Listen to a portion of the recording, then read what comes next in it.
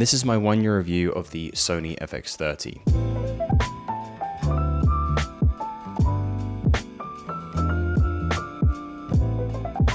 I came out with a hands-on initial impressions video literally the day after I bought it, and I promised a longer term review, and to be perfectly honest, it's taken a hot minute to get around to it, but needless to say, the FX30 is absolutely fantastic and you can't go wrong purchasing it, especially if it's your first Cine camera. Now, one of my biggest goals with what I do is to actually show you results as these cameras would be used out in the field, rather than just sitting here in my office chatting away and you just staring at my face or just showing some kind of test clips. So to kick things off, I want to show a short cinematic that I made with the Sony FX30.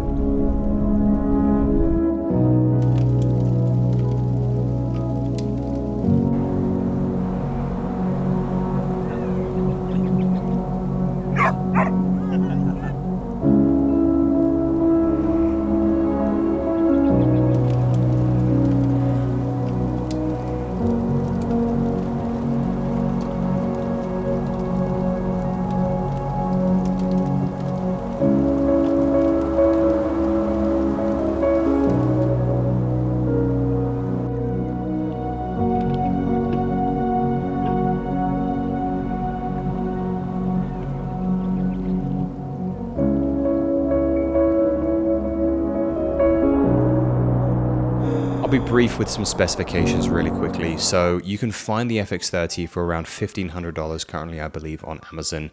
I'll leave a link down below, but for what you're getting, that is unbelievably incredible. $1,500 for essentially a baby FX3 that can do almost all the FX3 can do for less than half the price. What you're getting is just absolutely phenomenal. I thought it was a bargain at $1,800 when it came out, but it's just even better now, and APS-C lenses are really affordable as well, so that's another thing to factor in. So if you're on a budget, definitely recommend the FX30 as your first choice for a cinema camera only. Now, I say cinema camera only because if you're looking for a hybrid camera, this probably isn't the camera for you, because it doesn't have a viewfinder and the ergonomics are made for more video-centric users. It can record in 4K 422 10-bit at 24 frames per second, 30 frames per second, and 60 frames per second. Now, there's no additional crop because it's already a crop sensor or a Super 35 format. When you go into 120 frames per second, it does crop insanely heavy, and to the point where I just don't even bother using it because it's an even further crop. So if you're using full frame lenses, you have to factor in an additional crop on top of that Super 35 crop. And then because it's using a very tiny section of the sensor, its low light performance literally just goes out the window. So unless you're filming in an incredibly well lit scene, then there's just no point using that 4K 120. So for $1,500, you're getting an APS-C sensor that I believe is like 26 megapixels, and it's a 7K sensor that is downscaled to 4K. So it's incredibly high resolution. You get a lot of quality packed into that small crop sensor, which is fantastic because you're getting so much for its cost. And it's just great to see that Sony are just giving aspiring creators the opportunity to dive into cinematography with all of those cinema features. Now, what I mean by cinema features is the build of the camera. If you're unfamiliar with the FX30, it's just like the FX3, and it has that cinema body style, which has the mounting holes so you can have a cage-free setup, or you can go fully overkill like myself and build an absolute monster cinema rig. So I'm not going to go into too much. I've got to move the microphone for this one. I'm not going to go into too much detail on this, but this is my FX3, and I have the Cine back on here, which has essentially transformed it into just this absolute beast of a rig. And this is one reason why I love the FX3 and the FX30 design, is because it allows you the flexibility to do that. And along with that kind of cage-free design, or the ability to rig it up like I have shown with my FX3, it has the built-in fan, so you essentially have limitless recording times to an extent, but it just allows for that greater flexibility. That's the reason why I got the FX30 in the first place, because I was using the A7 IV as my main kind of hybrid camera, but I would have a lot of overheating issues, especially when I was filming out in the Utah desert in the middle of the summer. The FX30, like the FX3 and other Sony cameras, has a dual gain ISO, but it is not as good as the FX3 and even not as good as the A7C II or the A7 IV, which has a dual gain of 800 and 3200. The FX30 comes in at an 800 first base and a 2500 second base. Now, for most people's uses, 2500 ISO is absolutely more than enough. You're really not going to be shooting in completely pitch black scenes. One of the biggest and first lessons I learned when I dove into filmmaking is that you got to have a light source. Even if it's dark and you're filming at night, there needs to be a source of light on your subject. Otherwise, it's going to end up like that battle scene in Game of Thrones where it's literally pitch black and you wish you could just bring a flashlight into that freaking scene so you could see what was going on. The most epic battle of all time that nobody will see because it's too dark, and we'll say it's because they have bad TVs. 2500 ISO is plenty for most people's use cases.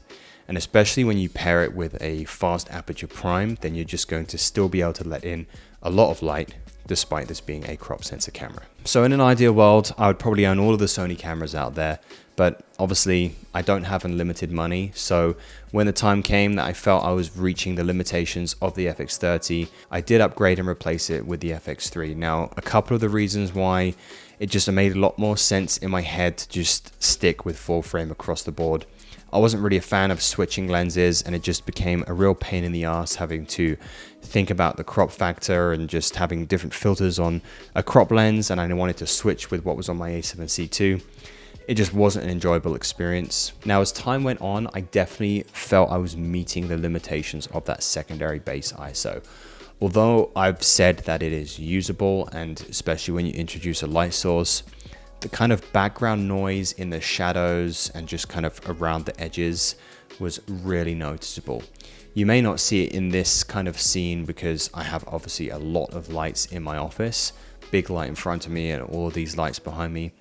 But in my kind of run and gun filming, where the light source may just be the light of a fire or somebody's headlamp or some headlamps of a car, the areas where that light isn't illuminating are incredibly dark, and that noise was really noticeable to the point where I couldn't really clean it up in post.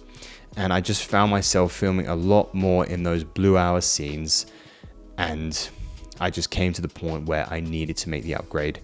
One of my friends has the FX3, and just comparing the two, the FX3 won hands down when comparing head to head. Now, obviously, it's a lot more expensive, but it was the next logical step for my business, as that's just kind of the situation and the scenarios that I found myself filming more and more in as time went on. So that's one of the reasons why I switched to the FX3 from the FX30. But I don't want to hate too much on the FX30 because it is still incredibly usable. But if you find yourself filming a lot in really dim lit scenes, that may be something to take into consideration. But I'm not a technical channel. There are tons of videos out there that are comparing the FX30 to the FX3 in those low light scenes, so I definitely recommend you looking into some of those. So for my use case, I was using the FX30 alongside my A7 IV. The FX30 was my main video camera, and the A7 IV was my backup video camera and my photo camera. And they've really worked well together because the A7 IV kind of had a little bit of an edge being full frame in 24 frames per second and 30.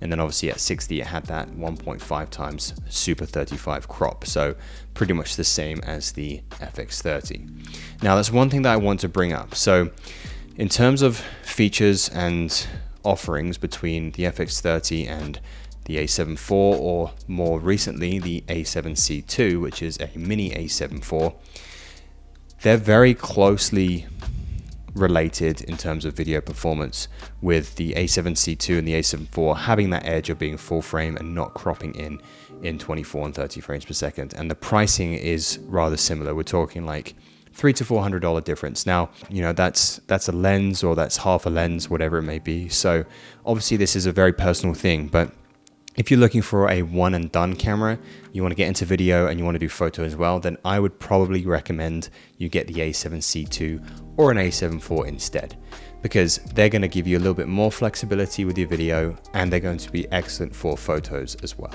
But if you're looking for a secondary video camera and you really want to rig something out in a Cine build, or just have a little bit more flexibility with how you add different accessories. Right now I'm filming with the XLR top handle that runs to my microphone, so I don't have to sync up my audio afterwards. So little things like that really make a difference, and are other reasons why I lent toward the FX30. And if that's something that you're really interested in, then you can't go wrong with the FX30, particularly for its price. And as we've seen from some of the videos that I've been showing and that short cinematic that I showed at the beginning, it's an incredibly capable camera and you're going to get some really awesome results from it. So I hope this video has been helpful and been educational and helped you in your own process in finding a camera that you're looking to buy. Just to kind of summarize, for $1,500, you're getting an incredibly capable cinema camera. And if I started all over as a filmmaker, I would still pick up the FX30 as my first cinema camera. The lenses are much more affordable. It allows you to have more money to travel and actually film some really awesome places and just kind of build your experience as a filmmaker. Then worry about the expensive cameras later on. So if there's something that I wasn't able to cover about the FX30, as always, don't hesitate to reach out, whether in the comments or on my Instagram at Johnny Roams, and I'll do my best to get back to you. Thank you so much for tuning in, and until next time, I'll see you later.